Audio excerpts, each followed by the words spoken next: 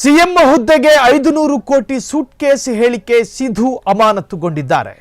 500 ಕೋಟಿ ಸೂಟ್ಕೇಸ್ ಕೊಟ್ಟರೆ ಕಾಂಗ್ರೆಸ್ನಲ್ಲಿ ಸಿಎಂ ಆಗಬಹುದು ಎಂಬ ಹೇಳಿಕೆ ವಿಚಾರ ಸಂಚಲನವನ್ನು ಮೂಡಿಸಿತ್ತು. ಈಗ ಅದೇ ಹೇಳಿಕೆ ಅವರ ಸ್ಥಾನಕ್ಕೆ ಕುತ್ತು ತಂದಿದೆ.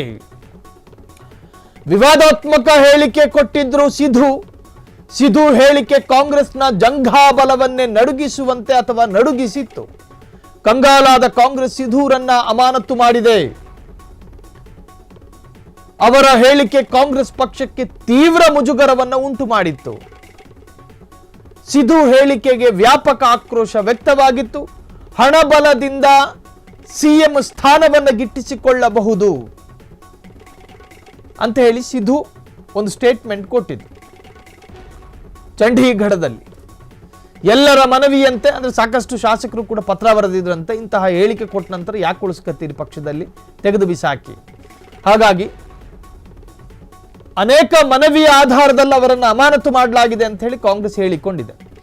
ವಿವಾದಾತ್ಮಕ 500 ಕೋಟಿ ರೂಪಾಯಿಗಳ ಸೂಟ್ಕೇಸ್ ಹೇಳಿಕೆಗಾಗಿ ಮಾಜಿ ಕ್ರಿಕೆಟಿಗ ಹಾಗೂ ರಾಜಕಾರಣಿ ನವಜೋತ್ ಸಿಂಗ್ ಸಿಧು ಅವರ ಹೇಳಿಕೆಯನ್ನ ಕೋಟ್ ಮಾಡಿದ ನವಜೋತ್ ಕೌರ್ ಅವರನ್ನು ಕಾಂಗ್ರೆಸ್ ಪಕ್ಷವು ಸೋಮವಾರ ಅಮಾನತುಗೊಳಿಸಿದೆ. ನವಜೋತ್ ಕೌರ್ ಅವರು 500 ಕೋಟಿ ರೂಗಳಿರುವ ಸೂಟ್ಕೇಸ್ ನೀಡಿದ ವ್ಯಕ್ತಿಯು ಮುಖ್ಯಮಂತ್ರಿ ಆಗುತ್ತಾನೆ ಎಂದು ಸುದ್ದಿಗಾರರ ಮುಂದೆ ಹೇಳಿಕೆ ನೀಡಿದ್ದು ಪಕ್ಷದಲ್ಲಿ ಭಾರೀ ಕೋಲಾಹಲವನ್ನ ಸೃಷ್ಟಿ ಮಾಡಿತ್ತು. ಅವರ ಹೇಳಿಕೆ ಕಾಂಗ್ರೆಸ್ಸಿಗೆ ಮುಜುಗರವನ್ನು ತಂದರೆ ಬಿಜೆಪಿ ಹಾಗೂ ಪಂಜಾಬ್ನ ಆಡಳಿತಾರೂಢ ಆಮ್ ಆದ್ಮಿ ಪಕ್ಷಗಳಿಗೆ ಬತ್ತಳಿಕೆಯನ್ನು ನೀಡಿದ್ದವು. ಅಂದ್ರೆ ಅವರು ಕೂಡ ಕಾಯ್ಕೊಂಡು ಕೂತಿರ್ತಾರೆ, ಅವ್ರನ್ನ ಅಮಾನತು ಮಾಡಿದ್ರೆ ನಮ್ಮ ಪಕ್ಷಕ್ಕೆ ಹೇಳ್ಕೊಳ್ಳೋಣ ಅಂತ ಹೇಳಿ. ಮಾಜಿ ಶಾಸಕಿಯೂ ಆದ ನವಜೋತ್ ಕೌರ್ ಅವರು ಇತ್ತೀಚೆಗೆ ನಮ್ಮ ಗಂಡ ಈ ತರಹದ್ದೊಂದು ಅಭಿಪ್ರಾಯವನ್ನು ಹೇಳ್ತಾ ಇದ್ರು. ಆ ಅಭಿಪ್ರಾಯ ಸುಳ್ಳಲ್ಲ. ಸಿಧು ಈಕೆಯ ಗಂಡ ಹೇಳಿದ ಹೇಳಿಕೆ ಎಲ್ಲೂ ಕೂಡ ವೈರಲ್ ಅಲ್ಲ. ನನ್ನ ಬಳಿ ಅಭಿಪ್ರಾಯವನ್ನು ಹಂಚ್ಕೊಂಡಿದ್ರು ಅಂತ ಹೇಳಿ ಈಕೆ ಆ ವಿಚಾರವನ್ನೇ ಕೋಟ್ ಮಾಡಿ ಒಂದು ಹೇಳಿಕೆಯನ್ನು ಕೊಟ್ಟಿದ್ರು.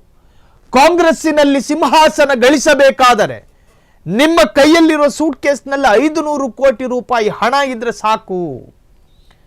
ಅದು ಒಂದು ಪಕ್ಷದ ಆಂತರಿಕ ಅವಯವಗಳನ್ನು ಡ್ಯಾಮೇಜ್ ಮಾಡುತ್ತೆ, ಆಂತರಿಕ ಅಂಗಾಂಗಗಳನ್ನು ಫಿನಿಶ್ ಮಾಡುತ್ತೆ. ಆ ತರಹದೊಂದು ಹೇಳಿಕೆ ದೇಶದಾದ್ಯಂತ ವೈರಲ್ ಆಗಿತ್ತು, ಸಂಚಲನವನ್ನು ಕೂಡ ಮೂಡಿಸಿತ್ತು. ನಾನಾ ತರಹದ ಸಂದೇಹಗಳು ಕಾಂಗ್ರೆಸ್ನ ವಿರುದ್ಧ ವ್ಯಕ್ತವಾಗಿತ್ತು. ಹಾಗಾದರೆ ಕಾಂಗ್ರೆಸ್ನ 3-4 ರಾಜ್ಯಗಳಲ್ಲಿ ಒಂದಷ್ಟು ಮೈತ್ರಿ ಸರ್ಕಾರ ಮತ್ತೊಂದಷ್ಟು ಸ್ವತಂತ್ರ ಸರ್ಕಾರ ರಚನೆ ಆಗಿರೋದು, ಅದರಲ್ಲಿ ಸಿಎಂ ಸ್ಥಾನ ಅಲಂಕರಿಸಿರೋದು ಇದೇ ಕಾರಣಕ್ಕೋಸ್ಕರನಾ ಅನ್ನೋ ಸಾಮಾನ್ಯ ಪ್ರಶ್ನೆಗಳು ಉದ್ಭವಗೊಳ್ಳುತ್ತೆ. ಸೊ ಆಕೆಯನ್ನ ಈಗ ಅಮಾನತುಗೊಳಿಸಲಾಗಿದೆ ಎನ್ನುವಂಥ ವಿಚಾರವೂ ಕೂಡ, ಇನ್ನು ಆಕೆಯ ಗಂಡ ಸಿಧುರವರನ್ನು ಕೂಡ ಅಮಾನತುಗೊಳಿಸಬೇಕು ಅನ್ನೋ ವ್ಯಾಪಕ ಆಕ್ರೋಶವೂ ಕೂಡ ವ್ಯಕ್ತವಾಗಿದೆ ಅನ್ನೋ ಹೇಳಿಕೆಗಳು ಕೂಡ ಈಗ ಕೇಳಿ ಬರ್ತಾ ಇರುವಂತಹದ್ದು. ಕಂಗಾಲಾದ ಕಾಂಗ್ರೆಸ್ ಸಿಧುರನ್ನು ಅಮಾನತು ಮಾಡಿದೆ.